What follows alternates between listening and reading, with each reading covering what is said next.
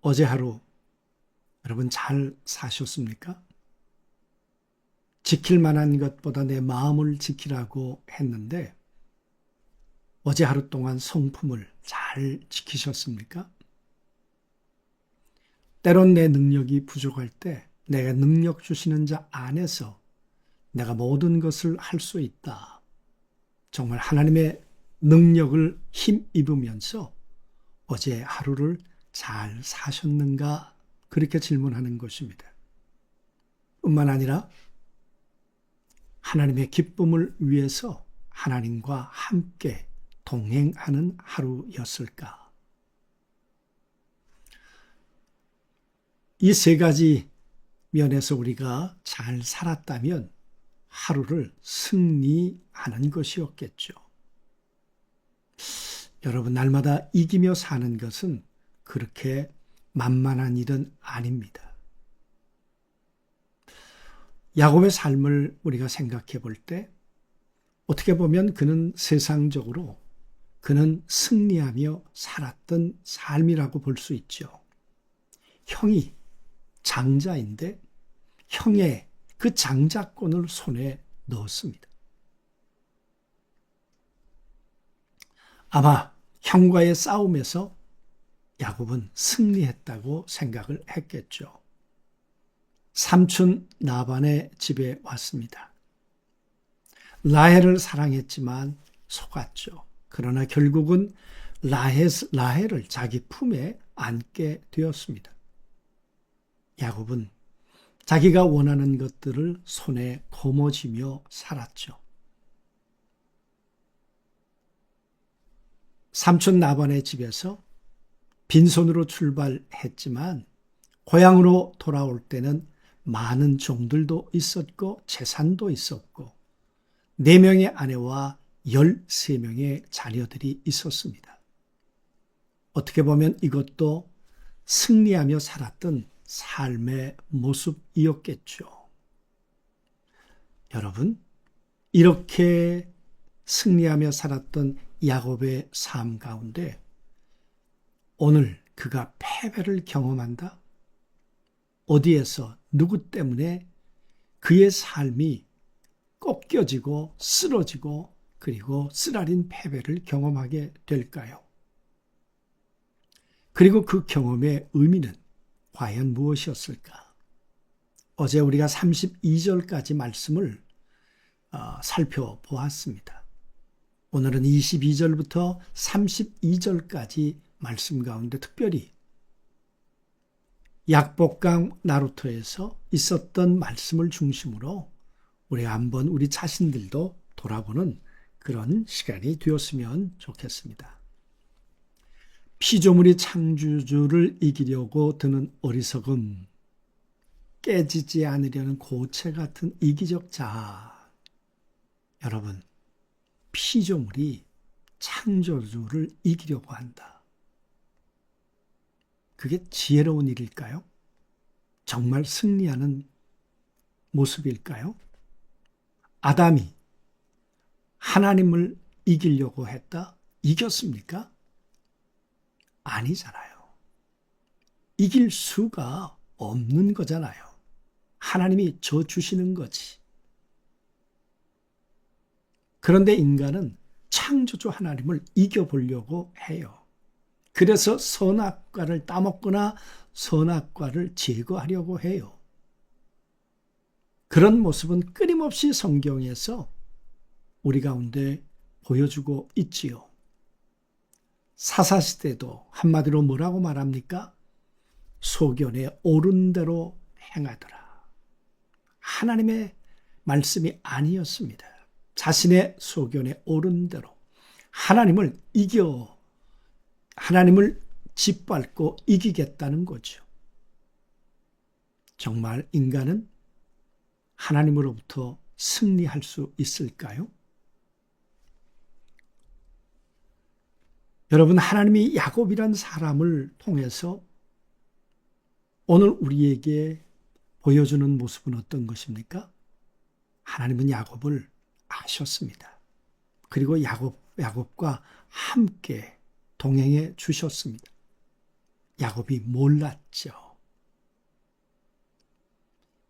야곱이 어쩔 수 없는 삶의 위기를 당하게 된 것, 하나님이 막으실 수도 있겠지만 하나님은 허용하셨습니다.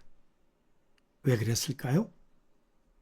하나님은 그 환경을 통해서 야곱을 철저하게 이제 부서뜨리고 싶었던 것이죠. 야곱 안에 있었던 자아, 이 세상 방법으로 승리하려고 하는 그 잘못된 가치관, 이 모든 것들이 한 번은 깨어져야 한다. 그래서 하나님은 문제를 치지 않으셨고 문제를 통하여 야곱을 치셨던 거죠. 패배는 파멸이 아니라 정교한 하나님의 수술칼이다 그랬습니다. 다시 한번 성경 구절을 여러분 우리 기억해 보자고요. 야곱은 홀로 남았더니 어떤 사람이 날이 새도록 야곱과 씨름하다가 자기가 야곱을 이기지 못함을 보고 그가 야곱의 허벅지 관절을 치매. 여러분, 하나님의 사자가 야곱과 싸워 못 이길까요? 아니겠죠. 아닐 거예요. 야곱이 얼마나 질긴가를 말해주고 있는 거죠. 환도뼈를 치실 수 있는 분이 야곱의 심장을 찌를 수 없었겠는가 그 말이죠. 하나님은 이렇게 질기고 질긴 야곱의 이 욕망을 오늘 깨트리고 계셨던 거죠.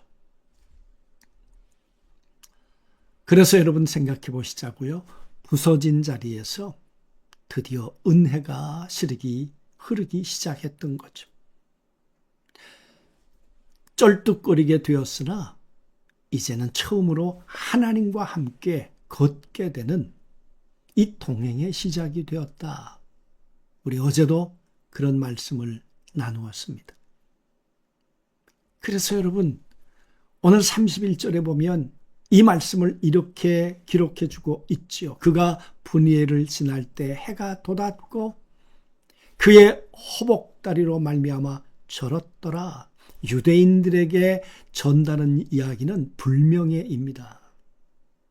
인간적으로는 불명예인데 하나님 앞에서는 명예로운 첫걸음을 야곱이 이제 걷게 된 것이죠. 상황은 변하지 않았으나 사람이 변했어요. 야곱이. 붙잡으려던 두 주먹을 하나님 앞에 펼쳐놓았을 때 비로소 하나님의 손이 야곱을 잡아주셨던 거죠.